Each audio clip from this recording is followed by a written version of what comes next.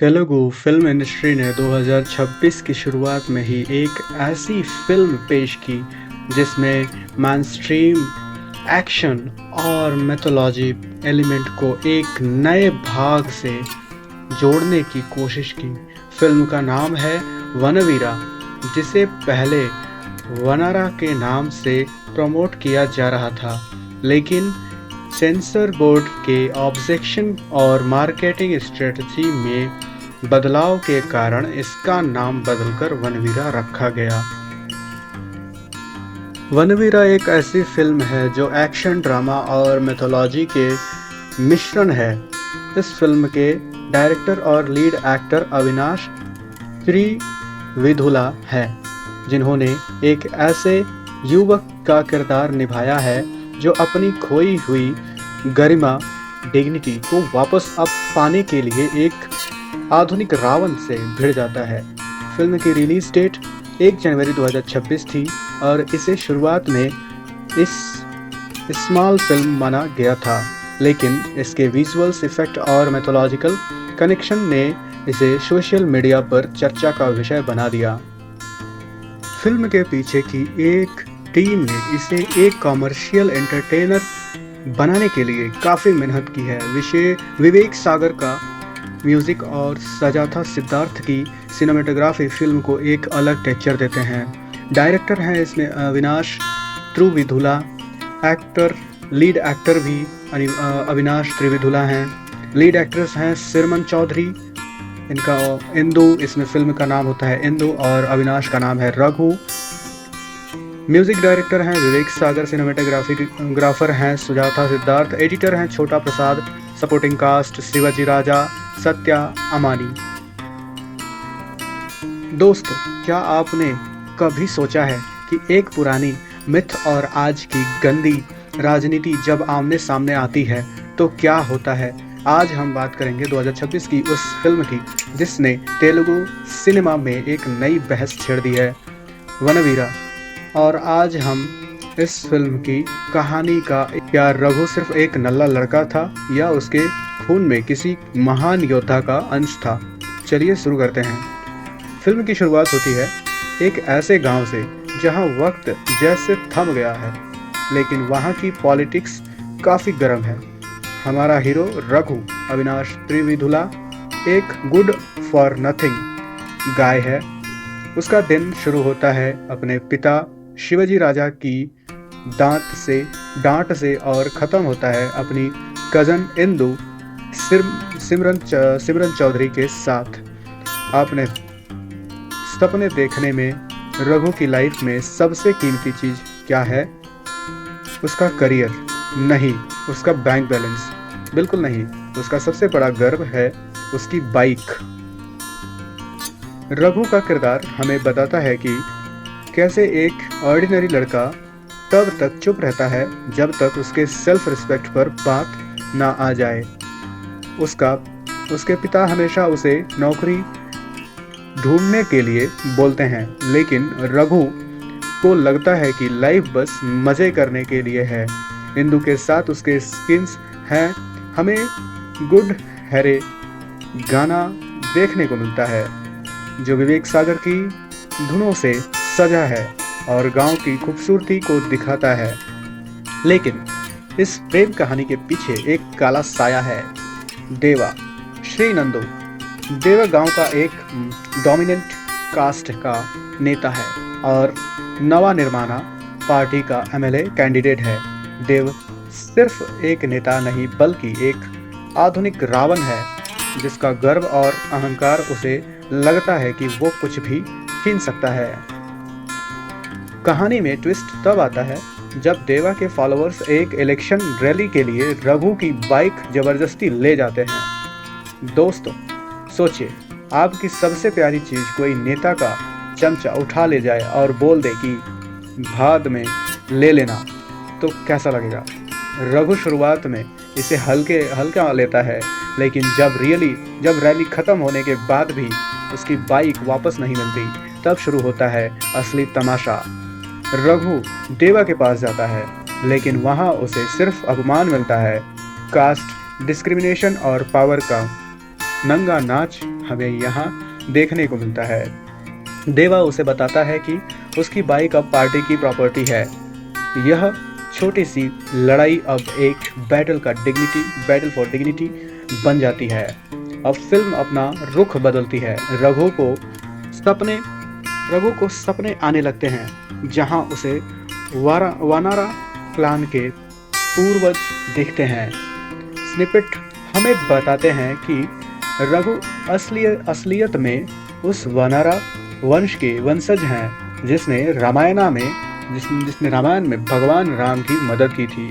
दोस्तों, यहाँ फिल्म एक मिथोलॉजिकल टर्न लेती है। क्या रघु के अंदर हनुमान जी की शक्ति छुपी है? ये मैं आपसे पूछता हूँ। गांव में देवा का अत्याचार बढ़ता जाता है। रघु के पिता को जब देवा के गुंस परेशान करते हैं, तब रघु का पहला मास ट्रांसफॉर्मेशन स्क्रीन हमें दिखाया जाता है। इंटरवल ब्लॉक तक आते आते ऑडियंस की सीटियां बजने लगती हैं, क्योंकि रघु ने अब ठान ली है कि वो सिर्फ अपनी बाइक नहीं बल्कि पूरे गांव का सम्मान वापस लाएगा। दोस्तों, फिल्म में एक गहरा फिलोसॉफिकल एंगल भी है। स्निपेट में लॉर्ड नरसिम्हा और प्रहलाद की कहानी का जिक्र है, जो बुराई के अंत और विश्वास की जीत को दर्शाता है। रघु का किरदार प्रहलाद की तरह है, जो एक असुर देवा के खिलाफ खड़ा होता है। जब देवा का अहंकार हिरण्यकश्यप की तरह बढ़ जाता है, तब रघु के अंदर का वनवीरा जग उठता है। कास्ट डिस्क्रिमिनेशन के मुद्दा फिल्म में काफी प्रोमिनेंट है। देवा का डोमिनेंट कास्ट होना और रघु को दबाना यह दिखाता है कि कैसे आज भी समाज में पुरानी सोच का जहर घुला है। लेकिन रघु का संघर्ष ये साबित करता है कि शक्ति वंश से नहीं बल्कि कर्म और धर्म से आती है। इंटरवल के बाद रघु अपने आप को तैयार करता है।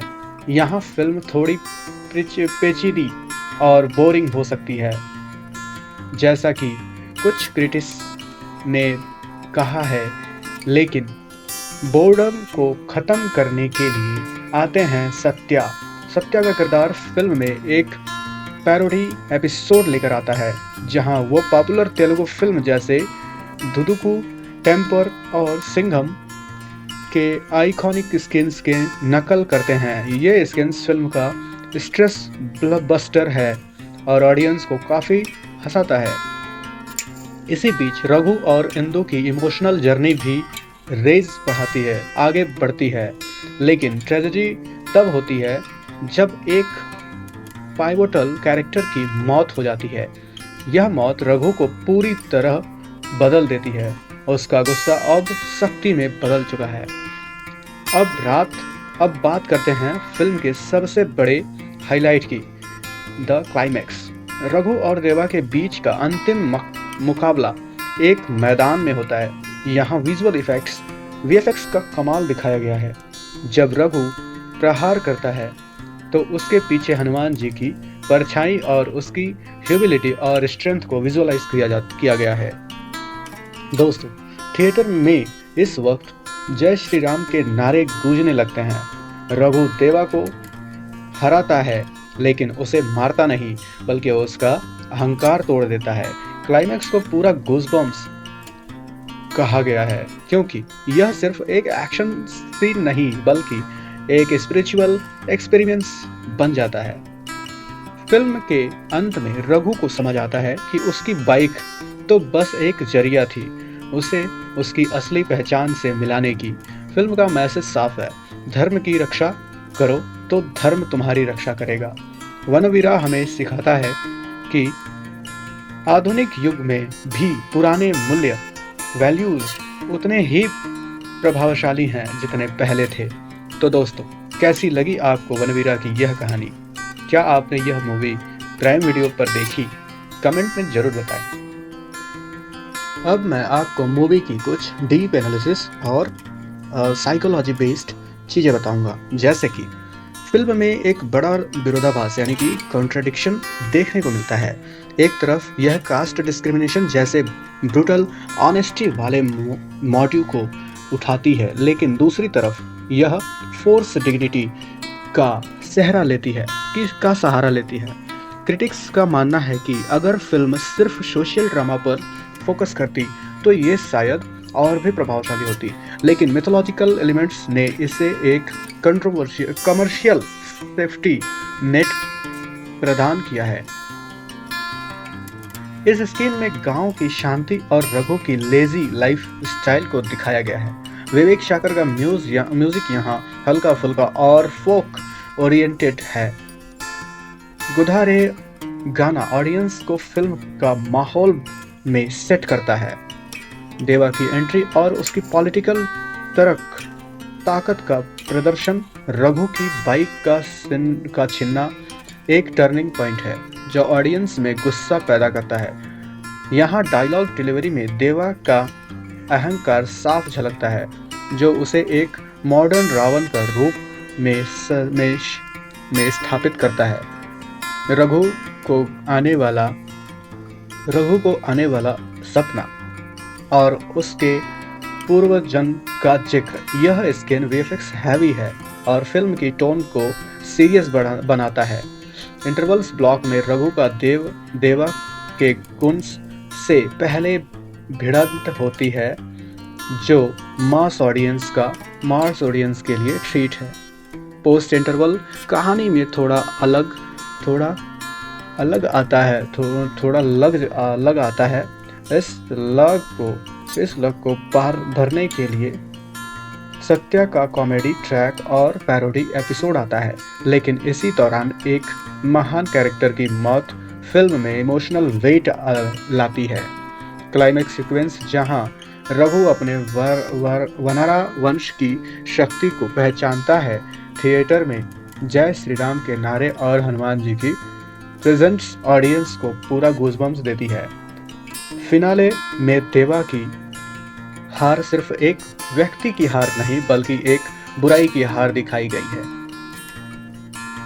वनवीरा ने थिएट्रिकली 1 जनवरी 2026 को रिलीज होने के बाद एक मिक्स्ड रिसेप्शन पाया। रेटिंग एजेंसीज जैसे एशियन नेट न्यूज़ और एनटीवी ने इसे 2.5 से 2.75 के बीच रेटिंग दी, लेकिन ऑडियंस ने इसे बुक माई शो पर 9.7 आउट ऑफ 10 की रेटिंग दी। यह इस बात का सबूत है कि आज की ऑडियंस रूटीन स्टोरीज के बावजूद मिथोलॉजिकल और डिवोशनल कंटेंट को काफ़ी पसंद कर रही है। फिल्म अब प्राइम वीडियो पर हिंदी, तमिल और तेलुगु में स्ट्रीम हो रही है, जहां इसे एक नया दर्शक वर्ग मिल रहा है। इसका सक्सेस यह दर्शाता है कि स्मॉल बजट फिल्म भी अगर टेक्निकल एस्पेक्ट, वीएफएक्स और म्यूजिक में इन्वेस्ट करे तो वो बड़ी फिल्म को टक्कर दे सकती है। वनवीरा की कामयाबी से आने वाले समय में और भी ऐसी फिल्म देखने को मिल सकती है जो मैथोलॉजिकल आर्किटेक्टाइप को मॉडर्न सोशल इश्यूज के साथ जोड़ेगी। प्रशांत वर्मा का हनुमान के बाद वनवीरा इस जनरे की दूसरी बड़ी कोशिश है जिसने डिजिटल प्लेटफॉर्म पर अपनी जगह बनाई है। वनवीरा सिर्फ एक एक्शन ड्रामा नहीं है, बल्कि यह एक युवा की अपनी खोई हुई पहचान और गरिमा को पाने की यात्रा है। फिल्म के माइनस पॉइंट्स जैसे स्लॉपी एडिटिंग और फोर्स डिविनिटी के बावजूद इसका इमोशनल कनेक्ट और विजुअल ग्रैंडर इसे एक बार देखने लायक बनाता है। रघु का किरदार ह्यूमन हमें बताता है कि हर इंसान के अंदर एक योद्धा छुपा होता है, बस उसे जगाने के लिए एक सही ट्रिगर की ज़रूरत होती है। डिजिटल प्लेटफॉर्म्स और यूट्यूब एनालिसिस जैसे बायकाश के लिए यह फिल्म एक खजाना है, क्योंकि इसके हर एक स्क्रीन में छुपा हुआ है मैथोलॉजिकल रेफरेंस और सोशल कमेंट्री को एक्सप्लोर करने की अपार संभावनाएं हैं। इस रिपोर्ट के माध्यम से हमने देखा कि कैसे एक बाइक की चोरी से शुरू हुई कहानी। हमने देखा कि कैसे एक बाइक के चोरी होने से शुरू एक कहानी। हमने देखा कि एक बाइक की चोरी से शुरू हुई कहानी एक पूरे वंश के गौरव और धर्म की रक्षा तक पहुंच जाती है। फिल्म का फाइनल वर्डिक्ट यही है कि एक मॉडियोकर आउटलाइन एक फिल्म का फाइनल वर्डिक्ट यही है कि एक मॉडियोकर आउटिंग से ऊपर उठकर एक कल्चरल मास्टरपीसेस बनने की कोशिश करती है और काफ़ी बात तक दर्शकों के दिल जीतने में कामयाब रहती है। तो धन्यवाद दोस्तों, मिलते हैं अगले वीडियो में किसी और नए मूवी के साथ। तब तक के लिए बने रहिए अपना साथ बनाए रहिए और stay safe. Thank you for watching.